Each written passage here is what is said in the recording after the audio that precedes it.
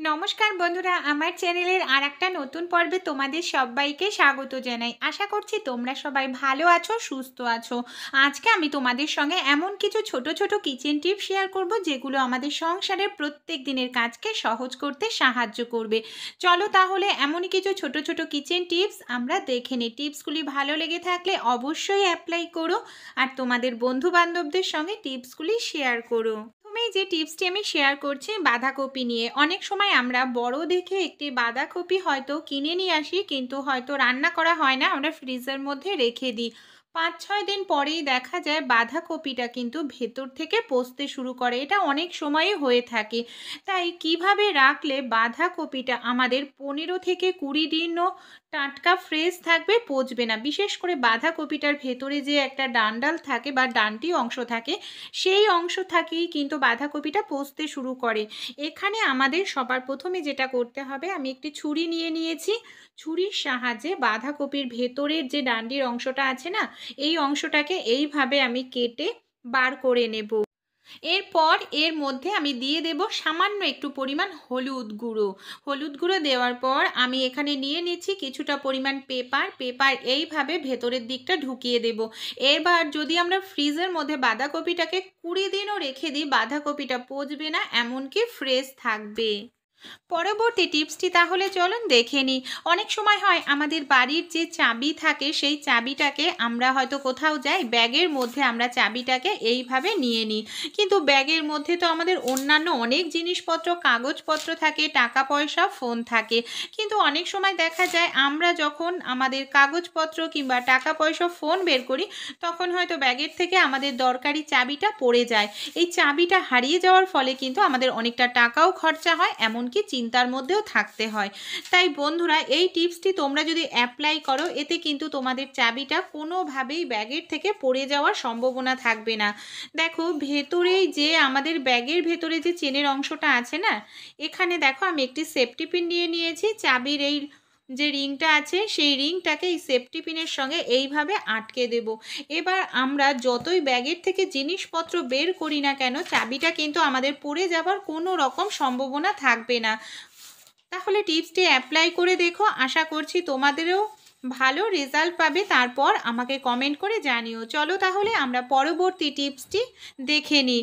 অনেক সময় আমরা যখন কোথাও যাই, আমরা হয়তো সঙ্গে করে ছুরি, কাঁচি এগুলোকে নিয়ে যাই, কিন্তু ব্যাগের মধ্যে আমরা ছুরি, কাঁচি নিয়ে যাওয়ার ফলে অনেক সময় দেখা যায় ব্যাগের মধ্যে যে জামাকাপড় বা প্রয়োজনীয় জিনিসপত্র থাকে, সেগুলোও কেটে বা নষ্ট হয়ে যাওয়ার সম্ভাবনা থাকে। এমনকি আমরা ব্যাগের মধ্যে হাত দিলে আমাদের হাতেও ছুরি, কাঁচির আঘাত লাগার সম্ভাবনা থাকে।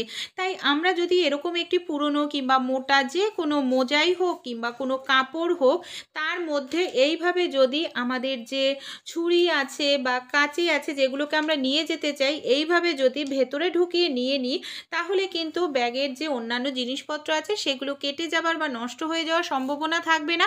এমনকি আমাদের ব্যাগের থেকে কোনো জিনিস বার করতে গেলে আমাদের হাতও কেটে যাওয়ার সম্ভাবনা থাকবে না।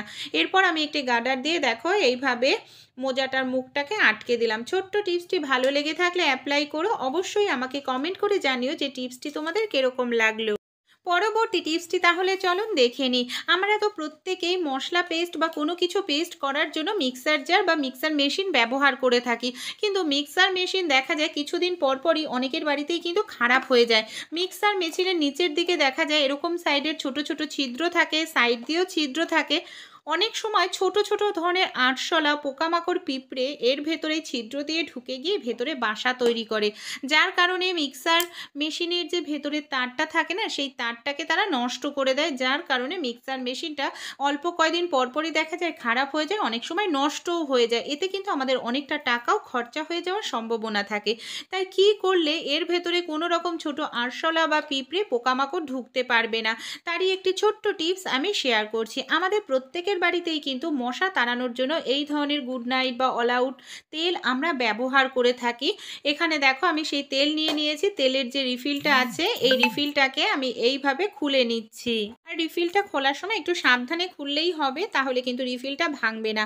এবার আমি নিয়ে নেব সামান্য পরিমাণ একটু তুলোর মধ্যে সামান্য পরিমাণ কয়েক ফোঁটা যে গুড নাইট বা মশা মারার তেলগুলো আমি লাগিয়ে নিয়ে এইভাবে নিচের দিকে যে ছিদ্র আছে না, ছিদ্রের এই সাইড দিয়ে এইভাবে একটু তেল তেলটা লাগিয়ে দেব। এই সাইডের অংশেও একটু লাগিয়ে দেব। এর গন্ধে কিন্তু আরশোলা অন্যান্য পোকামাকড় এর ভেতর কখনোই ঢুকতে পারবে না, এমনকি বাসাও তৈরি করতে পারবে না।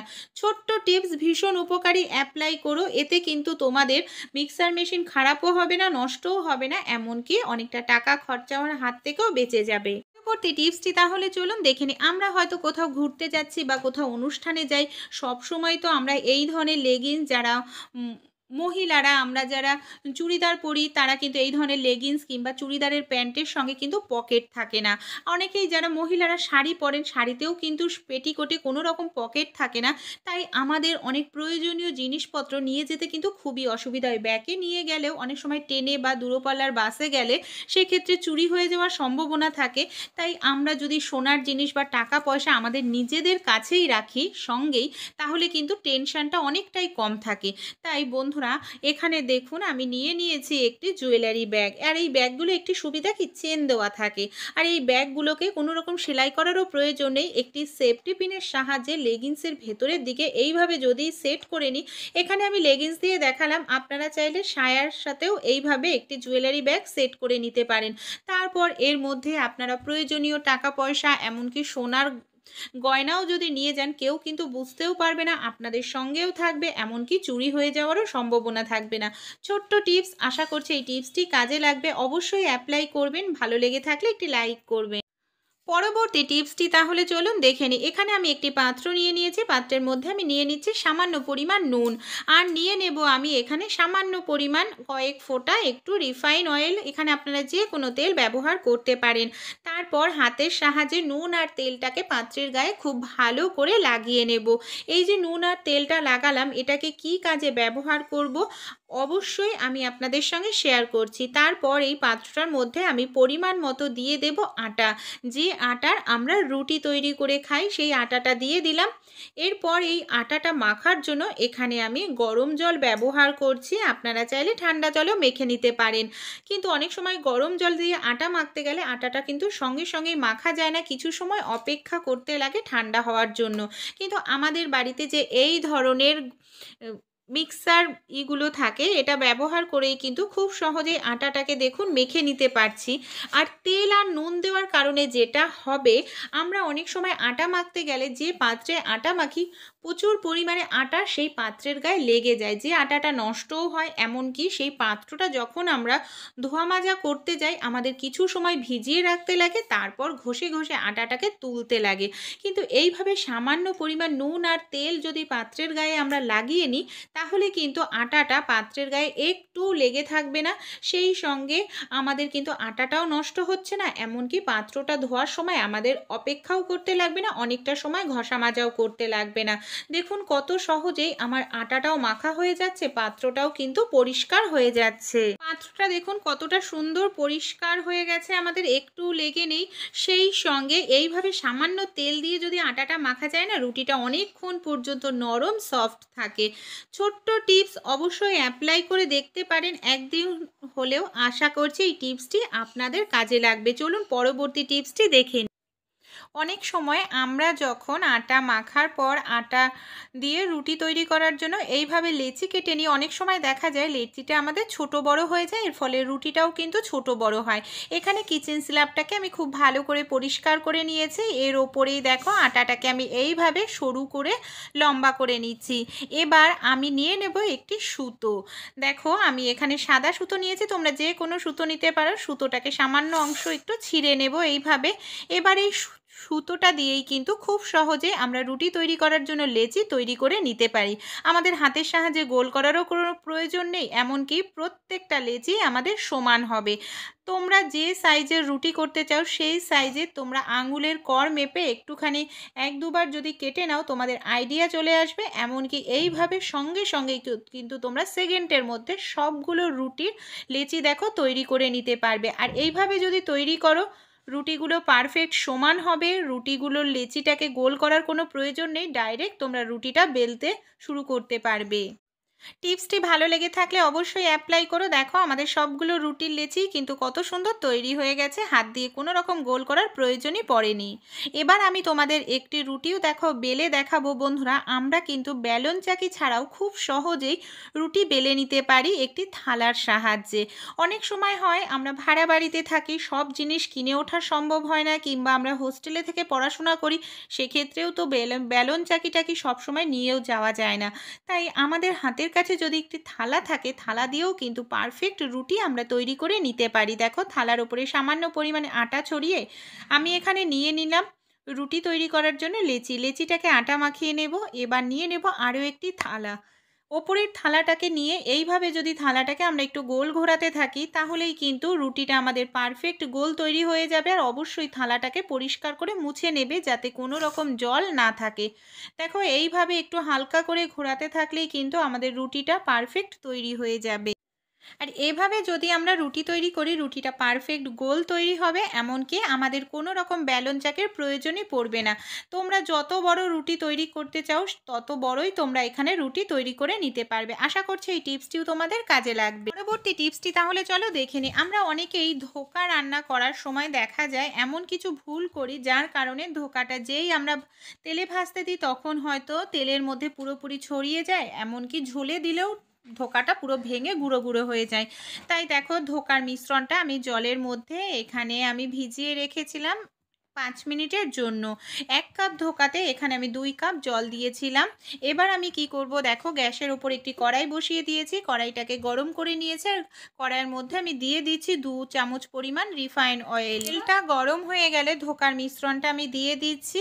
এবার গ্যাসের ফ্লেমটাকে মিডিয়ামে রেখে 2 থেকে 3 মিনিট খুব ভালো করে নাড়াচাড়া করে নিতে হবে, যাতে ধোকার মিশ্রণের মধ্যে আমাদের একটু জল না থাকে।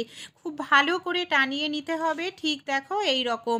এইভাবে আমি কিন্তু ধোকার মিশ্রণটাকে এখানে 4 মিনিট মতো খুব ভালো করে টানিয়ে নিয়েছি, একেবারে শুকনো হয়ে গেছে। এবার আমি গ্যাসটাকে বন্ধ করে দিয়েছি, একটি থালা নিয়ে নিয়েছি, থালার মধ্যে আমি ধোকার মিশ্রণটাকে ঢেলে নিচ্ছি।